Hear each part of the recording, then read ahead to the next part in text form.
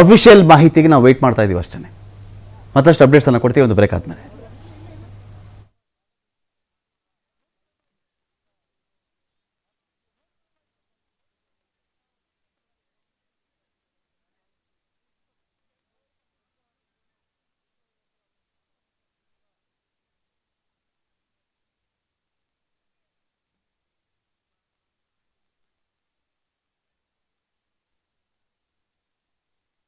ಅವ್ರು ಅಲ್ಲಿಂದ ಬಂದವ್ರೆ 2 ಗಂಟೆ ನಂಗೆ ಫೋನ್ ಮಾಡೋರೆ, ಈ ಥರ ಹೋಗ್ತಾ ಇದ್ದೀವಿ ಅಂತೇಳಿ. ನಾನು ಮನೇಲಿದ್ದೆ, 4:15 ನನಗೆ ಫೋನ್ ಬಂತು ಮತ್ತೆ, ಈ ಥರ ಅರ್ಜೆಂಟ್ ಬೋರಿಂಗ್ ಹಾಸ್ಪಿಟಲ್ ಬಂದ್ಬಿಡಿ, ಡಿಂಪು ಇನ್ನಿಲ್ಲ, ಅವ್ರಿಗೆ ನಿಕ್ನೇಮ್ ಡಿಂಪು ಇನ್ನಿಲ್ಲ ಅಂತ ಹೇಳಿದಕ್ಕೆ ನಾನು ಓಡಿ ಬಂದ್ವಿ. ಎಷ್ಟನೇ ಕ್ಲಾಸ್ ಓದ್ತಾ ಇತ್ತು? 9ನೇ ಕ್ಲಾಸ್ ಹೋದವ್ರೆ, ಈಗ 9ನೇ ಕ್ಲಾಸ್ ಹೋದವ್ರೆ, ಎಂಟ್ರಿ ಕೊಟ್ಟವ್ರು. ಅವ್ರಿಗೆ RCB ಅಂದ್ರೆ ಕ್ರಿಕೆಟ್ ಮೇಲೆ ಅಷ್ಟು ಪ್ರೀತಿ ಇತ್ತು, ಅದು ನೋಡ್ಲಿಕ್ಕೆ ಬಂದಿದ್ರೆ ಫ್ಯಾಮಿಲಿ ಎಲ್ಲ ಬಂದಿದ್ರು? ಎಲ್ಲ ಫ್ಯಾಮಿಲಿ ಎಲ್ಲ ಬಂದಿದ್ರು. ಅವ್ರ ಅಮ್ಮ ಅವ್ರ ಚಿಕ್ಕಮ್ಮ ಎಲ್ಲ ಬಂದಿದ್ರು. ಮಿಕ್ಕಿದ ಇನ್ನೂ ಯಾರು ಬಂದರು ಹೋಟೆಲ್ ಕಾರಲ್ಲಿ ಬಂದವ್ರೆ. ಅದು ಹೋಗುವ ಎಂಟ್ರೆನ್ಸಲ್ಲಿ ಏನಾಗಿದೆ ಗೊತ್ತಿಲ್ಲ ಸರ್ ನಮಗೆ. ಇನ್ನು ಹೆಂಗೆ ಇನ್ಸಿಡೆಂಟ್ ಹೆಂಗಾಯ್ತು ಅನ್ನೋದ್ರ ಬಗ್ಗೆ ಗೊತ್ತಿಲ್ಲ ನಮ್ಗೆ, ಏನು ಗೊತ್ತಿಲ್ಲ ಸರ್. ನಿಮಗೆ ಫೋನ್ ಮಾಡಿದವ್ರು ಯಾರು ಹಿಂಗಾಗಿದೆ? ಚಿಕ್ಕಮಗಳು ಕೊನೆ ಮಗಳು ಫೋನ್ ಮಾಡೋರು. ಎಷ್ಟು ಗಂಟೆಗೆ ಮಾಡಿದ್ರು? 4:15 ಫೋನ್ ಮಾಡಿ ಈ ಥರ ಡಿಂಪಲ್ ಇನ್ನಿಲ್ಲ ಅಂತ ಹೇಳಿ ನಾವು ಅರ್ಜೆಂಟಲ್ಲಿ ಬಂದ್ಬಿಟ್ಟು. ನೀವು ಎಲ್ಲಿದೆ ಸರ್? ಎಲ್ಲಿಂದ? ಎಲ್ಲ ಸ್ವಂತ ಮನೇಲಿದೆ, ಓಲ್ಡ್ ಟೌನ್ ಓಲ್ಡ್. ಸೊ ಕೇಳಿದ್ರಿಲ್ಲ ಅವರ ತಾತನ ಮಾತುಗಳು. ಏನು ಮ್ಯಾಚ್ ಅಂದರೆ ಆಕೆಗೆ ತುಂಬ ಇಷ್ಟ ಆಯಿತು. ಹೀಗಾಗಿ RCB ಸೆಲೆಬ್ರೇಷನ್ ಮಾಡಲಿಕ್ಕೆ ಇವತ್ತು ಚಿನ್ನಸ್ವಾಮಿಗೆ ಬರ್ತಾಯಿದ್ರು. ಈ ಕಾರಣಕ್ಕಾಗಿ ಅವಳು ಕೂಡ ಇವತ್ತು ನೋಡಬೇಕು, ಶಾಲೆಗೆ ಹೋಗೋದನ್ನ ಬಿಟ್ಟು ಇಲ್ಲಿಗೆ ಬಂದಿರಲಿ. ಈ ಸಂದರ್ಭದಲ್ಲಿ ಇಂಥ ಅಹಿತಕರ ಘಟನೆ ನಡೆದಿದೆ. ಹೇಗಾಯಿತು ಏನೋ ಅನ್ನೋದ್ರ ಮಾಹಿತಿ ಇಲ್ಲ. ಅವರ ಚಿಕ್ಕ ಮಗಳು ಫೋನ್ ಮಾಡಿ ಆಕೆಗೆ ಏನು ಈ ರೀತಿಯಾಗಿ ಡಿಂಪಲ್ ಏನಿಲ್ಲ ಅಂತ ಹೇಳಿದ್ರು. ಹಾಗಾಗಿ ನಾವು ಇಲ್ಲಿಗೆ ಬಂದಿದ್ವಿ ಅಂತ ಸ್ಪಷ್ಟಪಡಿಸಿರುವಂಥದ್ದು. ಕ್ಯಾಮ್ರಾ ಪರ್ಸನ್ ಲೋಕೇಶ್ ಜೊತೆ ಸಂತೋಷ್ ಪಟೇಲ್, TV5 ನ್ಯೂಸ್, ಬ್ಯಾಂಗ್ಳೂರು.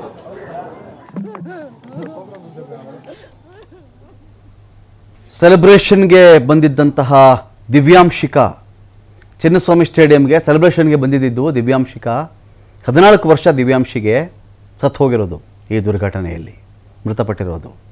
ಏನಾಗಬೇಕ್ರಿ ಅವ್ರ ತಾತ ಅಜ್ಜಿ ಕತೆ ಏನಾಗಬೇಕು? ಅಪ್ಪ ಅಮ್ಮನ ಕಥೆ ಏನಾಗಬೇಕು?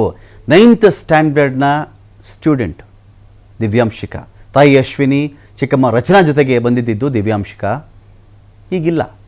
ಆ ಕಡೆಯಿಂದ ಖುಷಿಯಿಂದ ಬಂದು ಈ ಕಡೆಯಿಂದ ಹೆಣ ಎತ್ಕೊಂಡು ಹೋಗೋದು ಮನೆಗೆ. ಇನ್ನು ಪರಿಹಾರದ ಬಗ್ಗೆ ಸರ್ಕಾರ ಇನ್ನೂ ಮಾತಾಡಿಲ್ಲ. ಇರಲಿ, ಪರಿಹಾರದ ಬಗ್ಗೆ ಆಮೇಲೆ ಮಾತಾಡೋಣ. ಪರಿಹಾರ ಏನು ಮಾಡಬೇಕು ಆಮೇಲೆ ಮಾತಾಡೋಣ. ನೋಡಿ, ಈ ವಿಜುವಲ್ ನೋಡಿದ್ರೆ ಒಂದೊಂದು ಭೀಕರ ರೀ. ಅವರು ಬದುಕಿರ್ಲಪ್ಪ ಅಂತ ಕೇಳಿಕೊಳ್ಳಬಹುದು ಅಷ್ಟೇ. ಆ ಸ್ಥಿತಿ ನೋಡಿದ್ರೆ ಎಲ್ಲೋ 1% ಚಾನ್ಸ್ ಇರಬಹುದು ಅಂತ ಅನಿಸುತ್ತೆ ಅಷ್ಟೆ. ನೋಡಿ, ಈ ಹೆಣ್ಮಗಳು ನೋಡಿ, ಆ ವೈಟ್ ಟಿ ಶರ್ಟಲ್ಲಿ ಇದ್ದಾಳಲ್ಲ ಹೆಣ್ಮಗಳು ನೋಡಿ, ಈ ಹೆಣ್ಮಗಳು ನೋಡಿ, ಕೆಂಪು ವಸ್ತ್ರದಲ್ಲಿರ್ತಕ್ಕಂಥ ಹೆಣ್ಮಗಳು. ಏನು ರೀ ಈ ಗೋಳು ಏನು ಅಂತ ಕರಿತೀರಿ? ಇದನ್ನು ಏನಂತ ಹೇಳಬೇಕಿದನ್ನು? ಲಾಠಿ ಚಾರ್ಜ್ ಮಾಡಿಸ್ಕೊಂಡು ಸ್ಟೇಡಿಯಂಗೆ ಬಂದು ಹೆಣಗಳನ್ನು ವಾಪಸ್ ಎತ್ಕೊಂಡು, ಅಯ್ಯೋ ಅಪ್ಪೋ ಯಾರಾದರೂ ಆ್ಯಂಬುಲೆನ್ಸ್ ಕರೀರಪ್ಪ, ಯಾರಾದರೂ ಡಾಕ್ಟ್ರಿಗೆ ಹೇಳ್ರಪ್ಪ, ಯಾರಾದರೂ ನೀರು ತೊಗೊಂಡು ಬನ್ರಪ್ಪ, ಅಯ್ಯೋ ಹೀಗಾಗೋಯ್ತು ಈ ಹುಡುಗನಿಗೆ, ಈ ಮಹಿಳೆಗೆ ಹಿಂಗೆ ಆಗೋಯ್ತಪ್ಪ, ಹಿಂಗೆ ಕಿರುಚಬೇಕೇನ್ರಿ ಸ್ಟೇಡಿಯಂನ ಗೇಟ್ಗಳ ಬಳಿಯಲ್ಲಿ ಅಸಹಾಯಕರಾಗಿ? ಎಷ್ಟು ಆ್ಯಂಬುಲೆನ್ಸ್ ಇತ್ತೋ ಇರಲಿಲ್ವೋ, ಸಮಯಕ್ಕೆ ಯಾವುದು ಲಭ್ಯವಾಯಿತೋ ಇಲ್ವೋ, ಯಾವ ನೋಡಿ, ಆ ಮಹಿಳೆ ಕೇಳಿದ್ರು, ಆ ಮಹಿಳೆ ನನಗೇನು ಕೇಳಿಬಿಡ್ರಪ್ಪ ಅನ್ನತ್ತೆ ಸಹಜ. ಡಿಂಪು ಇಲ್ಲ ಅಂತ ಹೇಳಿದ್ರು. ಕ್ರಿಕೆಟ್ ಅಂದರೆ ಭಾಳ ಪ್ರೀತಿ, ಇಟ್ಕೊಳ್ಳಿ ಪ್ರೀತಿಯನ್ನು, ಸಾವಿನವರೆಗೂ ತೊಗೊಂಡೋಗ್ಬೇಡ್ರಿ ಆ ಪ್ರೀತಿನ. ನಿಮ್ಮ ಅಭಿಮಾನ ನಿಮ್ಮನ್ನು ಕೊಲ್ಲದಿರಲಿ, ನಿಮ್ಮ ಅಭಿಮಾನವೇ ನಿಮ್ಮ ಉಸಿರಿಗೆ ಒಂಥರ ಮುಳುವಾಗಿದಿರಲಿ ಅಂತ. ಒಬ್ಬರ ಮೇಲೊಬ್ಬರು ಹತ್ತು ಹೋಗಿರುವಂಥ ದುರ್ಘಟನೆ ಇದು. ದಿವ್ಯಾಂಶಿಕಾ ಸಾವನ್ನಪ್ಪಿರೋದು. ಚಿನ್ನಸ್ವಾಮಿ ಸ್ಟೇಡಿಯಂಗೆ ಬಂದಿದ್ದಂಥ ದಿವ್ಯಾಂಶಿಕಾ ಇನ್ನಿಲ್ಲ. ಶಿವಾಜಿನಗರದಲ್ಲಿನ ಬೌರಿಂಗ್ ಲೇಡಿ ಕರ್ಜನ್ ಆಸ್ಪತ್ರೆ, ಇಲ್ಲೆಲ್ಲ ಜನವೋ ಜನ, ಬಂದಿದ್ದವರು ಒಂದಷ್ಟು ಜನ, ಸತ್ತು ಹೋಗಿರೋರು ಒಂದಷ್ಟು ಜನ, ಗಾಯಾಳುಗಳಂತೂ ಲೆಕ್ಕಕ್ಕೆ ಸಿಗ್ತಾರೆ ಇಲ್ಲಿವರೆಗೂ. ಇದರ ನಡುವೆ ICUನಲ್ಲೇ 7 ಜನ ಇದ್ದಾರೆ. ಅವರು ಅಷ್ಟೂ ಜನರ ಸ್ಥಿತಿ ಚಿಂತಾಜನಕ. ನೋಡಿ, ಈ ಹುಡುಗ ನೋಡಿ, ಪ್ರಜ್ಞೆ ತಪ್ಪಿದ್ದಾನ, ಅವನು ಎತ್ಕೊಂಡು ಹೋಗ್ತಿದ್ದಾರೆ. ಬದುಕಿರಲಿ ಆ ಹುಡುಗ, ಗೊತ್ತಿಲ್ಲ, ನನಗೆ ಕ್ಲಾರಿಟಿ ಇಲ್ಲ, ಬದುಕಿದ್ದಾನ ಸತ್ತೋಗಿದ್ದಾನ ಗೊತ್ತಿಲ್ಲ ನನಗೆ. ನೋಡಿ, ಹಿಂಗೆ ನುಗ್ಗೋದು, ಆ ಮಧ್ಯದ ವಿಷುವಲ್ಲು ಹಿಂಗೆ ನುಗ್ಗೋದು ರೀ.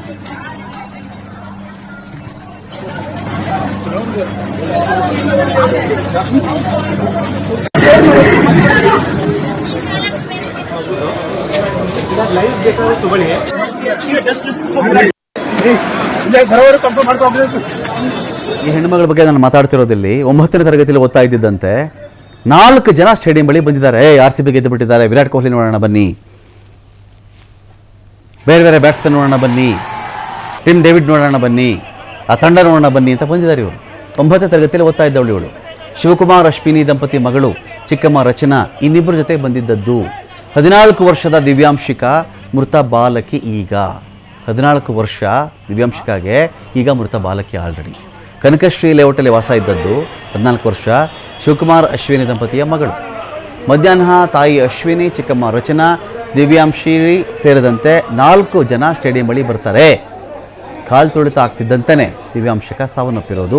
8ನೇ ತರಗತಿ ಮುಗಿಸ್ಕೊಂಡು ಜೂನ್ ಅಲ್ವಾ ಶುರುವಾಗಿತ್ತು ಸ್ಕೂಲು, 9ನೇ ಕ್ಲಾಸಿಗೆ ಹೋಗ್ತಾ ಇತ್ತು ಹೆಣ್ಣುಮಗಳು. ಸದ್ಯ ಬೌರಿಂಗ್ನ ಶವಾಗಾರಕ್ಕೆ ಈ ಹುಡುಗಿ ಡೆಡ್ ಬಾಡಿ ತಂದಿದ್ದಾರೆ ಅವರ ಅಜ್ಜಿ ತಾತ. ಯಾವ ಅಜ್ಜಿ ತಾತನಿಗೆ ಬೇಕ್ರಿ ಕಣ್ಣು ಮುಂದೆ ಮಕ್ಕಳು ಮೊಮ್ಮಕ್ಕಳು ಬೆಳೆದು ಅವ್ರ ಮದುವೆ ನೋಡಿ, ಮಕ್ಕಳು ನೋಡಿ, ಆ ನಾಮಕರಣಗಳನ್ನು ನೋಡಿ, ಆ ಸಂಭ್ರಮ ನೋಡಿ ಒಂದಿನ ಕಣ್ಣು ಮುಚ್ಚಬೇಕಪ್ಪ ಅಂತ ಅಂದ್ಕೊಳ್ತಾರೆ ತಾತ ಅಜ್ಜಿ ಅಪ್ಪ ಅಮ್ಮ ಎಲ್ಲ. ಅವ್ರ ಎದುರುಗಡೆ ಈ ಥರ ಮೊಮ್ಮಕ್ಕಳು ಸತ್ತೋಗೋದು ಯಾರಿಗೆ ಬೇಕು ಹೇಳಿ ಈ ಸಂಕಟ? ನೋಡಿ ಆ ಪೊಲೀಸ್ ಪಾಪ ಎತ್ಕೊಂಡು ಓಡಿ ಬರ್ತಾ ಇದ್ದಾರೆ ಒಬ್ಬ ಹುಡುಗನನ್ನು. ಆ ಹುಡುಗನಿಗೂ ಅಷ್ಟೇ ಒಂದು 12-13 ವರ್ಷ ಇರಬೇಕಷ್ಟೇ ಆ ಹುಡುಗನಿಗೂ. ಹಬ್ಬಬ್ಬ ಅಂದರೆ ಹೆಂಗಾದರೂ ಉಳ್ಕೊಂಬಿಡ್ಲಿ ಆ ಹುಡುಗ ಅಂತ. ಹೀಗೆ ಚಿನ್ನಸ್ವಾಮಿ ಸ್ಟೇಡಿಯಂಗೆ ಬಂದವರು ಶವಾಗಾರಕ್ಕೆ ಹೋಗುವಂಥ ಸ್ಥಿತಿ ಇವತ್ತಿದೆ. ಎಲ್ಲಿ ಸ್ಟೇಡಿಯಮ್ಮು, ಎಲ್ಲಿ ಸಂಭ್ರಮ, ಎಲ್ಲಿ ಶವಾಗಾರ, ಒಂದಕ್ಕೊಂದಕ್ಕೆ ಸಂಬಂಧ ಇದೆಯೇನ್ರಿ ಇಲ್ಲಿ? ಸ್ಟೇಡಿಯಂ ಎಲ್ಲಿ, ವಿಧಾನಸೌಧ ಎಲ್ಲಿ, ಶವಾಗಾರ ಎಲ್ಲಿ? ಸಂತೋಷ್ ಪಟೇಲ್ ನಡೆಸ್ಕೊಳ್ಳೋಕ್ಕೆ ಸಂತೋಷ್ ಪಟೇಲ್ ಎಷ್ಟು ಜನ ಸಾವನ್ನಪ್ಪಿದ್ದಾರೆ ಇಲ್ಲಿವರೆಗೂ? ಇನಿಷಿಯಲ್ ಇನ್ಫಾರ್ಮೇಷನ್ನು ಗೇಟ್ ನಂಬರ್ 6, 12, 7 ಇನ್ನೊಂದು ಗೇಟ್ ನಂಬರ್ ಬಳಿಯಿಂದ ಈ ಥರ ಜನ ನುಗ್ಗಿದ್ದಾರೆ ಅಂತ ಇದೆಯಲ್ಲ, ರೀಸನ್ ಏನು? ರೀಸನ್ ಈ ಥರ ನುಗ್ಗಿದ್ರು? ಗೇಟ್ ಓಪನ್ ಮಾಡಿದವ್ರು ಯಾರು ಅಷ್ಟು ತರಾತುರಿಯಲ್ಲಿ ಅಂತ? ರಮಕಾಂತ್, ಎಂತ ದುರಂತ ಅಂತ ಹೇಳಿದ್ರೆ, ಈ ಒಂದು ಕಾರ್ಯಕ್ರಮವನ್ನು ಆಯೋಜನೆ ಮಾಡೋದಕ್ಕೆ ಪೂರ್ವ ನಿಯೋಜಿತವಾಗಿ ಯಾವುದೇ ಕೂಡ ಪ್ಲಾನ್ ಅನ್ನು ಕೂಡ ಇವ್ರು ಮಾಡ್ಕೊಂಡಿಲ್ಲ. ಆ ಪ್ಲಾನ್ ಅನ್ನು ಮಾಡ್ಕೊಳ್ಳದೆ ಇದಕ್ಕೆ ಒಟ್ಟಾರಾಗಿ ಇದಕ್ಕೆ ನೇರ ಹೊಣೆ ಸರ್ಕಾರ ಅಂತ ಹೇಳ್ಬೇಕಾಗುತ್ತೆ, KSI ಅಂತ ಹೇಳ್ಬೇಕಾಗುತ್ತೆ. ಯಾಕಂತ ಹೇಳಿದ್ರೆ ನಿನ್ನೆ ಈ RCB ಗೆದ್ದ ನಂತರ ಅಟ್ಲೀಸ್ಟ್ 2-3 ದಿನಗಳ ಸಮಯಾವಕಾಶ ಕೊಟ್ಟಿದ್ರೆ ಬೆಂಗಳೂರು ನಗರ ಪೊಲೀಸರು, ಅದರಲ್ಲಿ ಇವರು ದೇಶದಾದ್ಯಂತ ಒಳ್ಳೆ ಹೆಸರು ಇತ್ತು, ಇವರು ಒಳ್ಳೆ ಭದ್ರತೆಯನ್ನ ಮಾಡ್ಕೊಳ್ತಾ ಇದ್ರು. ಬೆಳಗ್ಗೆ ಕೂಡ ಇವರಿಗೆ ಮೆರವಣಿಗೆ ಮಾಡ್ಲಿಕ್ಕೆ ಕೂಡ ಅವಕಾಶ ಆಗಲ್ಲ, ಕ್ರೌಡ್ ಜಾಸ್ತಿ ಆಗುತ್ತೆ, ಈ ರೀತಿಯಾಗಿ ಮಾಡೋದು ಬೇಡ ಅಂತ ಪೊಲೀಸರು ಕೂಡ ಸಭೆಯಲ್ಲಿ ಉಲ್ಲೇಖವನ್ನು ಮಾಡಿದ್ರು ಕೂಡ ಯಾವುದಕ್ಕೂ ಕೇರ್ ಮಾಡದೇ ಇರುವಂತ ಸರ್ಕಾರ ಇರ್ಬೋದು, KSI ಅಧಿಕಾರಿಗಳು ಇರ್ಬೋದು, ಇಲ್ಲ ಹೇಗಾದ್ರೂ ಸರಿ 1 ಕಿಲೋಮೀಟರ್ ಆದ್ರೂ ಮೆರವಣಿಗೆ ನಾವು ಹೋಗ್ಲೇಬೇಕಂತ KSI ಅವರು ಕೂಡ ಪಟ್ಟು ಹಿಡಿದಿದ್ರು ಮಾಹಿತಿ ಲಭ್ಯವಾಗ್ತಾ ಇರುವಂತದ್ದು. ಸೊ ಹೀಗಾಗಿ ಯಾವಾಗ ಬೆಂಗಳೂರಿನಲ್ಲಿ ಸೆಲೆಬ್ರೇಷನ್ ಮಾಡ್ಲಿಕ್ಕೆ ಅವಕಾಶ ಇದೆ ವಿಧಾನಸೌಧ ಮತ್ತು ಸ್ಟೇಡಿಯಂ ಬಳಿ ಅಂತ ಹೇಳಿದ್ರು, ಅಭಿಮಾನಿಗಳು ಲಕ್ಷಾಂತರ ಸಂಖ್ಯೆಯಲ್ಲಿ ಬಂದ್ರು. ಸ್ಟೇಡಿಯಂ ಒಳಗಡೆ ಇರುವಂತ ಕೆಪಾಸಿಟಿ 35,000 to 40,000 ಅಷ್ಟೇ ಇರೋದು. ಸೊ ಅದಾದ ನಂತರ ಹೊರಗಡೆ ಉಳಿದಂತ ಅಭಿಮಾನಿಗಳು ಹೇಗಾದ್ರೂ ಸರಿ ಅವ್ರ ಬಸ್ನಲ್ಲಿ ಬರುವಂತದ್ದು ಅವ್ರು ನೋಡ್ಬೇಕು, ಅವ್ರಿಗೆ ಕೈ ಬೀಸಬೇಕು, ತಮ್ಮ ನೆಚ್ಚಿನ ಆಟಗಾರರನ್ನು ನೋಡ್ಬೇಕು ಅಂತೇಳಿ ಲಕ್ಷ ಸಂಖ್ಯೆಯಲ್ಲಿ ಬಂದು ಸೇರ್ಕೊಂಡ್ರು. ಆ ಕ್ರೌಡ್ ಅನ್ನ ಕಂಟ್ರೋಲ್ ಮಾಡಕ್ಕೆ ಪೊಲೀಸರಿಗೆ ಸಾಕಷ್ಟು ಹರಸಾಹಸ ಆಗೋಯ್ತು. ನಾವು ಕೂಡ ಬೆಳಗ್ಗೆ ಇದನ್ನ ಹಿರಿಯ ಅಧಿಕಾರಿಗಳು ಚರ್ಚೆ ಮಾಡಿದಾಗ ಹೇಗೆ ಕಂಟ್ರೋಲ್ ಅನ್ನ ಮಾಡ್ತೀರಿ ಅಂತ, ಸದ್ಯದ ಮಟ್ಟಿಗೆ ಏನು ಮಧ್ಯಾಹ್ನ ನಂತರ ಶಾಲಾ ಕಾಲೇಜುಗಳಿಗೆಲ್ಲ ರಜೆ ಕೊಡ್ತೀವಿ, ಆಫೀಸ್ಗಳಿಗೆ ಬೆಳಗ್ಗೆ ರಿಕ್ವೆಸ್ಟ್ ಮಾಡ್ಕೊಳ್ತೀವಿ, ಮ್ಯಾಕ್ಸಿಮಮ್ ಏನ್ ಮಾಡ್ಬೋದು ಅದನ್ನ ಮಾಡಕ್ ನಾವು ರೆಡಿ ಇದೀವಿ ಅಂತ ಪೊಲೀಸ್ ಇಲಾಖೆ ಹೇಳಿತ್ತು. ಸೊ ಆದ್ರೆ ಇದನ್ನ ಸಂಪೂರ್ಣ ಜವಾಬ್ದಾರಿ ಯಾರು ತೆಗೆದುಕೊಳ್ತಾರೆ ಅನ್ನೋದು ಒಂದು ಕಡೆ ಅಷ್ಟೇ. ಮತ್ತೊಂದು ಕಡೆ ಕ್ರೌಡ್ ಹೇಗಾದ್ರೂ ಸರಿ ಸ್ಟೇಡಿಯಂ ಒಳಗಡೆ ಹೋಗ್ಬೇಕು, ಸೆಲೆಬ್ರೇಷನ್ ಅಲ್ಲಿ ನಾವು ಭಾಗಿಯಾಗಬೇಕು ಅಂತ ಹೇಳಿ ಗೇಟ್ ಬಳಿ ಸಾಕಷ್ಟು ನೂಕುನುಗ್ಲಾಯ್ತಾ ಇತ್ತು. ಮೊದಲೇ ಸಫಿಕೇಶನ್ ಅಂದ್ರೆ ಉಸಿರುಗಟ್ಟದ ವಾತಾವರಣದಲ್ಲಿ ಸಾಕಷ್ಟು ಕ್ರೌಡ್ ಇತ್ತು. ಈ ಕಾರಣಕ್ಕಾಗಿ ಕ್ರೌಡಿನ ಸಂಖ್ಯೆ ಜಾಸ್ತಿ ಆದಂತ ಸಂದರ್ಭದಲ್ಲಿ ಯಾರೋ ಒಬ್ರು ಒಳಗಡೆ ಹೋದ ತಕ್ಷಣ ನಾವು ಹೋಗ್ಬೇಕು ಅವ್ರ ಹಿಂದೆ ಅಂತೇಳಿ ನೂಕುನುಗ್ಲಾಗುತ್ತೆ. ಈ ಸಂದರ್ಭದಲ್ಲಿ ಈ ರೀತಿಯಾಗಿ ದಿವ್ಯಾಂಗ ಸೇರಿದಂತೆ ಇತರ ಒಟ್ಟು 11 ಜನ ಮೃತಪಟ್ಟಿದ್ದಾರೆ ಅನ್ನೋದು ಮಾಹಿತಿ ಮೇಲ್ನೋಟಕ್ಕೆ ಗೊತ್ತಾಗ್ತಾ ಇರುವಂತದ್ದು.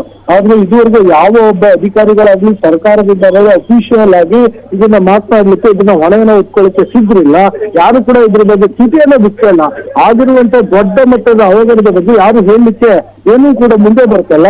ಇದು ಕೇವಲ ಮೃತಪಟ್ಟವರ ಸಂಖ್ಯೆ 11 ಅಂತ ಹೇಳಾಗ್ತದೆ. ಇನ್ನು ಗಾಯಗೊಂಡವರ ಸಂಖ್ಯೆ ಸಿಗ್ತಲ್ಲ. ಬೇರಿಂಗ್ ಆಸ್ಪತ್ರೆ ಇರ್ಬೋದು, LBI ಆಸ್ಪತ್ರೆ ಇರ್ಬೋದು, ಎಲ್ಲೆಲ್ಲಿ ಅವಕಾಶ ಸಿಗುತ್ತೆ ಅಂತ ಕಡೆಗೆ ಕರ್ಕೊಂಡೋಗಿ ಇವರು ಅಡ್ಮಿಟ್ ಮಾಡಿರುವಂತದ್ದು. ಅದರ ಜೊತೆಗೆ ಪ್ರಮುಖವಾಗಿ ಆ ಕ್ರೌಡ್ ಇಂದ ಹೊರಬರ್ಲಿಕ್ಕೆ ಇದ್ದಂತ ಸಮಸ್ಯೆ ಏನಿತ್ತು, ಆಂಬುಲೆನ್ಸ್ ಹೊರಗಡೆ ಬರಕ್ಕಾಗ್ತಿಲ್ಲ, ಇದನ್ನ ಇಟ್ಕೊಂಡು ಹೊರಗಡೆ ಯಾವುದೇ ವೆಹಿಕಲ್ಗಳ ಮೂವ್ಮೆಂಟ್ ಆಗ್ತಿಲ್ಲ, ಜನ ದಾರಿಯನ್ನು ಕೊಡ್ತಿಲ್ಲ.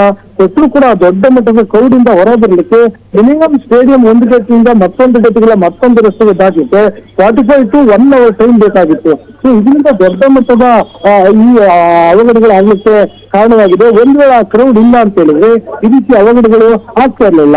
ಸದ್ಯ ಇದೀಗ ಮೃತಪಟ್ಟವರ ಸಂಖ್ಯೆ ಕ್ಷಣ ಕ್ಷಣಕ್ಕೂ ಏರಿಕೆ ಆಗ್ತಿದೆ ಅಂತ ಹೇಳಾಗ್ತಿದೆ. ಮತ್ತೊಂದು ಕಡೆ ಎಲ್ಲರೂ ಕೂಡ ನೋವಿನಲ್ಲಿರುವಂತದ್ದು. ಅಂದ್ರೆ RCB ಮ್ಯಾಚ್ ಅನ್ನು ನೋಡ್ಲಿಕ್ಕೆ ಕ್ರಿಕೆಟ್ ಅನ್ನ ನೆಚ್ಚಿನಿಂದ ಅವರ ನೆಚ್ಚಿನ ಆಟಗಾರರನ್ನು ನೋಡ್ಲಿಕ್ಕೆ ಇಷ್ಟಪಟ್ಟು ಬಂದಂತವ್ರು ಹಲವರು ಮೃತಪಟ್ಟಿರುವಂತದ್ದು. ಎಲ್ಲರೂ ಕೂಡ ಅವರ ಮನೆಗಿದು ದೊಡ್ಡ ಮಟ್ಟದ ಶಾಕ್ ಆಗಿರುವಂತದ್ದು. ಇದನ್ನ ಬಿಟ್ಟು ಯಾರಿಗೂ ಕೂಡ ಸೆಲೆಬ್ರೇಷನ್ ಮಾಡ್ಲಿಕ್ಕೆ ಅವಕಾಶ ಇಲ್ಲ. ಬರೀ ಪ್ಲೇಸ್ ಅವರು, ಸರ್ಕಾರದ ಕೆಲವರಿಗೆ ಮಾತ್ರ ಅವಕಾಶವನ್ನ ಕೊಡ್ತೀವಿ. ಮುಂದಿನ ದಿನದಲ್ಲಿ ಯಾವಾಗ ರಜಾ ದಿನದಲ್ಲಿ ಈ ಕಾರ್ಯಕ್ರಮವನ್ನು ಮಾಡ್ತೀವಿ, ಆಯೋಜನೆ ಮಾಡ್ತೀವಿ. ಇಲ್ಲ ಪ್ಯಾಲೇಸ್ ಗ್ರೌಂಡ್ ಅಂತ ದೊಡ್ಡ ಗ್ರೌಂಡ್ ನಲ್ಲಿ ಏನಾದ್ರು ಈ ಕಾರ್ಯಕ್ರಮ ಆಯೋಜನೆ ಮಾಡಿದ್ರೆ ಈ ರೀತಿ ಯಾವುದೇ ಅಹಿತಕರ ಘಟನೆಗಳು ಆಗ್ತಿಲ್ಲ. ಯಾಕೆ ಬಂದವರೆಲ್ಲರೂ ಕೂಡ ಅದರಲ್ಲಿ ಕೂರ್ಸ್ಲಿಕ್ಕೆಲ್ಲ ನಿಲ್ಲಕ್ಕೆ ಅವಕಾಶಗಳು ಇರ್ತಿತ್ತು. ಅದ್ರಲ್ಲಿ ಇದಕ್ಕೆ ಅವಕಾಶ ಇರಲಿಲ್ಲ. ಇದರ ನೇರ ಹೊಣೆಯನ್ನ ಸರ್ಕಾರ ಇಲ್ಲ KS ಅವರು ಹೊತ್ಕೊಳ್ಬೇಕಾಗುತ್ತೆ. ಇಲ್ಲ ಇಬ್ರು ಸೇರಿ ಪೊಲೀಸ್ ಇಲಾಖೆ ಮೇಲೆ ಅದನ್ನ ದಾರಿ ಪೊಲೀಸ್ ತಲೆಗೆ ಕಟ್ತಾರೆ ಅನ್ನೋದು ಕೂಡ ನಾವು ಕಾಯ್ದು ನೋಡ್ಬೇಕಾಗುತ್ತೆ. Ramakant, thank you Santosh. ಇಷ್ಟಾದರೂ ಕೂಡ ಸ್ಟೇಡಿಯಂನ ಹೊರಗಡೆ ಜನ ಈಗಲೂ ಕೂಡ ಗೇಟ್ಗೆ ಆತ್ಕೊಂಡೇ ಇದ್ದಾರೆ, ಗೇಟನ್ನು ಹಿಡ್ಕೊಂಡೇ ನಿಂತಿದ್ದಾರೆ ಎಲ್ಲರೂ ಕೂಡ. ಚಿನ್ನಸ್ವಾಮಿ ಸ್ಟೇಡಿಯಂ ಹೊರಗಡೆ ಇರತಕ್ಕಂಥ ಚಪ್ಪಲಿಗಳ ರಾಶಿನ ನೀವು ನೋಡಿದ್ರೆ, ಚಪ್ಪಲಿಗಳ ರಾಶಿ ನೋಡಿದ್ರೆ ನೀವು ಒಂದು 150ರಿಂದ 200 ಅಂಗಡಿ ಓಪನ್ ಮಾಡಿದ್ರು ಅಷ್ಟು ಚಪ್ಪಲಿ ನಿಮಗೆ ಸಿಗಲ್ಲ. ಅಷ್ಟು ಚಪ್ಪಲಿಗಳು ಬಿದ್ದಿವೆ ಅಂದರೆ ಎಷ್ಟು ಗಾಬರಿಯಾಗಿ ಹಾಕ್ಕೊಂಡಿರೋ ಚಪ್ಪಲಿ ಕೂಡ ಬಿಟ್ಬಿಟ್ಟು, ಶೂ ಕೂಡ ಬಿಟ್ಬಿಟ್ಟು ಓಡಿದ್ದಾರೆ ಅಂತ ನೀವು ಅರ್ಥ ಮಾಡ್ಕೊಳ್ಳಿ. ಅಷ್ಟೊಂದು ಚಪ್ಪಲಿಗಳ ರಾಶಿಯಲ್ಲಿ ಬಿದ್ದಿದೆ. ಅಂದರೆ ಒಂದು ಸಡನ್ನಾಗಿ ರಶ್ ಆಗಿರೋದು ಜನ. ಹುಚ್ಚು ಕುದುರೆಗಳ ಥರ ಓಡಿದ್ದಾರೆ ಜನ, ಹುಚ್ಚು ಕುದುರೆಗಳು. ಯಾರೋ ಒಬ್ಬ ಕಾಲು ತೊಡರಿಸಿ ಬಿದ್ದಿರ್ತಾನೆ ಸಾಕು, ಅಷ್ಟೇ ಅವನ ಮೇಲೆ ಎಲ್ಲರೂ ಬಿದ್ದಿರ್ತಾರೆ. ಹಾಗೆ 5 ಜನ 10 ಜನ 20 ಜನ 50 ಜನ ಆಗಲೇ ಬಿದ್ದು ಹೋಗಿರ್ತಾರೆ, ಎಲ್ಲ ನಡ್ಕೊಂಡು ಹೋಗಿದ್ದಾರೆ. ಸತ್ತರು ಜನ, 10 ಜನ ಸತ್ತಿದ್ದಾರೆ ಅಂತ ಇಲ್ಲಿವರೆಗಿನ ಮಾಹಿತಿ. ಇದೇ ವಿಚಾರಕ್ಕೆ ಸಂಬಂಧಪಟ್ಟಂತೆ ದಿವ್ಯಾಂಶಿಕಾ ಅವ್ರ ಜೊತೆಯಲ್ಲಿ ನಮ್ಮ ಕೊಲೀಗ್ ಸಂತೋಷ್ ಒಂದು ಚಿಟ್ ಚಾಟ್ ಮಾಡಿದ್ದಾರೆ, ಮಾತನಾಡಿಸಿದ್ದಾರೆ. ಅವ್ರನ್ನ ನೋಡೋಣ. RCB ಸೆಲೆಬ್ರೇಷನ್ ನೋಡ್ಲಿಕ್ಕೆ ಬಂದಿದ್ದಂಥಲ್ಲಿ ಈಗಾಗಲೇ ಸಾಕಷ್ಟು ಜನ ಮೃತಪಟ್ಟಿರುವಂಥದ್ದು. ಅದರಲ್ಲಿ ಓರ್ವ ಬಾಲಕಿ ಡಿಂಪಲ್ ಏನು ಈಗ ಮೃತಪಟ್ಟಿದ್ದಿಲ್ಲ, ಆಕೆ ಕೂಡ ಶಾಲೆಗೆ ಹೋಗ್ಬೇಕಾಗಿದ್ದಂತಹ ಬಾಲಕಿ ಈಗ ಏನು RCB ಅನ್ನು ನೋಡ್ಲಿಕ್ಕೆ ಚಿನ್ನಸ್ವಾಮಿ ಸ್ಟೇಡಿಯಂ ಬಳಿ ಬಂದಿದ್ರು. ಈ ಸಂದರ್ಭದಲ್ಲಿ ನುಗ್ಗಲಾಗಿ ಆ ಬಾಲಕಿ ಮೃತಪಟ್ಟಿರುವಂಥದ್ದು. ಸದ್ಯ ನೀವೇನು ದೃಶ್ಯ ನೋಡ್ತೀವಿ, ಅವರ ತಾತ ಮತ್ತು ಅಜ್ಜಿ ಕೂಡ ಇಲ್ಲಿಗೆ ಘಟನಾ ಸ್ಥಳಕ್ಕೆ ಬಂದಿದ್ರು. ಅವ್ರನ್ನ ಮಾತಾಡ್ಸ್ಕೊಂಡು ಹೋಗೋಣ. ಸರ್, ನಿಮ್ಮ ಮೊಮ್ಮಗಳು ಎಷ್ಟು ಗಂಟೆಗೆ ಎಲ್ಲಿಂದ ಬಂದಿದ್ರು, ಯಾರ ಜೊತೆ ಬಂದಿದ್ರು? ಅವರು ಬೈರತಿ ಬಸವರಾಜ ಲೇಔಟಲ್ಲಿ ಇದೆ ಸರ್. ಅವ್ರು ಅಲ್ಲಿಂದ ಬಂದವ್ರೆ 2 ಗಂಟೆ ನನಗೆ ಫೋನ್ ಮಾಡೋರೆ, ಈ ಥರ ಹೋಗ್ತಾ ಇದ್ದೀವಿ ಅಂತೇಳಿ. ನಾನು ಮನೇಲಿದ್ದೆ. 4:15 ನನಗೆ ಫೋನ್ ಬಂತು ಮತ್ತೆ, ಈ ಥರ ಅರ್ಜೆಂಟ್ ಬೋರಿಂಗ್ ಹಾಸ್ಪಿಟಲ್ ಬಂದ್ಬಿಡಿ, ಡಿಂಪು ಇನ್ನಿಲ್ಲ, ಅವ್ರ ನಿಕ್ನೇಮ್ ಡಿಂಪು ಇನ್ನಿಲ್ಲ ಅಂತ ಹೇಳಿದಕ್ಕೆ ನಾನು ಓಡಿ ಬಂದ್ವಿ. ಎಷ್ಟನೇ ಕ್ಲಾಸ್ ಓದ್ತಾ ಇತ್ತು? 9ನೇ ಕ್ಲಾಸ್ ಹೋದವ್ರೆ, ಈಗ 9ನೇ ಕ್ಲಾಸ್ ಹೋದವ್ರೆ. ಎಂಟ್ರಿ ಕೊಟ್ಟವ್ರೆ. ಏನಾದ್ರಿಗೆ RCB ಅಂದ್ರೆ ಕ್ರಿಕೆಟ್ ಮೇಲೆ ಅಷ್ಟು ಪ್ರೀತಿ ಇತ್ತು, ಅದು ನೋಡ್ಲಿಕ್ಕೆ ಬಂದಿದ್ರೆ ಫ್ಯಾಮಿಲಿ ಎಲ್ಲ ಬಂದಿದ್ರು? ಎಲ್ಲ ಫ್ಯಾಮಿಲಿ ಎಲ್ಲ ಬಂದಿದ್ರು. ಅವ್ರ ಅಮ್ಮ ಅವ್ರ ಚಿಕ್ಕಮ್ಮ ಎಲ್ಲ ಬಂದಿದ್ರು. ಮಿಕ್ಕಿದ ಇನ್ನೂ ಯಾರು ಬಂದರು ಹೋಟೆಲ್ ಕಾರಲ್ಲಿ ಬಂದವ್ರೆ. ಅದು ಹೋಗೋ ಎಂಟ್ರೆನ್ಸ್ ಅಲ್ಲಿ ಏನಾಗಿದೆ ಗೊತ್ತಿಲ್ಲ ಸರ್ ನಮಗೆ. ಇನ್ನು ಹೆಂಗೆ ಇನ್ಸಿಡೆಂಟ್ ಹೆಂಗಾಯ್ತು ಅನ್ನೋದ್ರ ಬಗ್ಗೆ ಗೊತ್ತಿಲ್ಲ ನಮ್ಗೆ, ಏನು ಗೊತ್ತಿಲ್ಲ ಸರ್. ನಿಮಗೆ ಫೋನ್ ಮಾಡಿದವ್ರು ಅವ್ರು ಹಿಂಗಾಗಿದೆ ಅಂತ? ಚಿಕ್ಕಮಗಳು ಕೊನೆ ಮಗಳು ಫೋನ್ ಮಾಡೋರು. ಎಷ್ಟು ಗಂಟೆಗೆ ಮಾಡಿದ್ರು? 4:15 ಫೋನ್ ಮಾಡಿ ಈ ಥರ ಡಿಂಪಲ್ ಇನ್ನಿಲ್ಲ ಅಂತ ಹೇಳಿದ್ರೆ ನಾವು ಅರ್ಜೆಂಟಲ್ಲಿ ಬಂದ್ಬಿಟ್ಟು. ನೀವು ಎಲ್ಲಿದೆ ಸರ್? ಎಲ್ಲಿಂದ? ಎಲ್ಲ ಸ್ವಂತ ಮನೇಲಿದೆ, ಓಲ್ಡ್ ಟೌನ್, ಎಲ್ಲ ಓಲ್ಡ್ ಟೌನಲ್ಲಿದ್ದು. ಸೊ ಕೇಳಿದ್ರಿಲ್ಲ ಅವರ ತಾತನ ಮಾತುಗಳು. ಏನು ಮ್ಯಾಚ್ ಅಂದರೆ ಆಕೆಗೆ ತುಂಬ ಇಷ್ಟ ಆಯಿತು. ಹೀಗಾಗಿ RCB ಸೆಲೆಬ್ರೇಷನ್ ಮಾಡಲಿಕ್ಕೆ ಇವತ್ತು ಚಿನ್ನಸ್ವಾಮಿಗೆ ಬರ್ತಾ ಇದ್ರು. ಈ ಕಾರಣಕ್ಕಾಗಿ ಅವಳು ಕೂಡ ಇವತ್ತು ನೋಡಬೇಕು, ಶಾಲೆಗೆ ಹೋಗೋದನ್ನ ಬಿಟ್ಟು ಇಲ್ಲಿಗೆ ಬಂದಿರಲಿ. ಈ ಸಂದರ್ಭದಲ್ಲಿ ಇಂಥ ಅಹಿತಕರ ಘಟನೆ ನಡೆದಿದೆ. ಹೇಗಾಯ್ತು ಏನೋ ಅನ್ನೋದ್ರ ಬಗ್ಗೆ ಮಾಹಿತಿ ಇಲ್ಲ. ಅವರ ಚಿಕ್ಕ ಮಗಳು ಫೋನ್ ಮಾಡಿ ಆಕೆಗೆ ಏನು ಈ ರೀತಿಯಾಗಿ ಡಿಂಪಲ್ ಏನಿಲ್ಲ ಅಂತ ಹೇಳಿದ್ರು.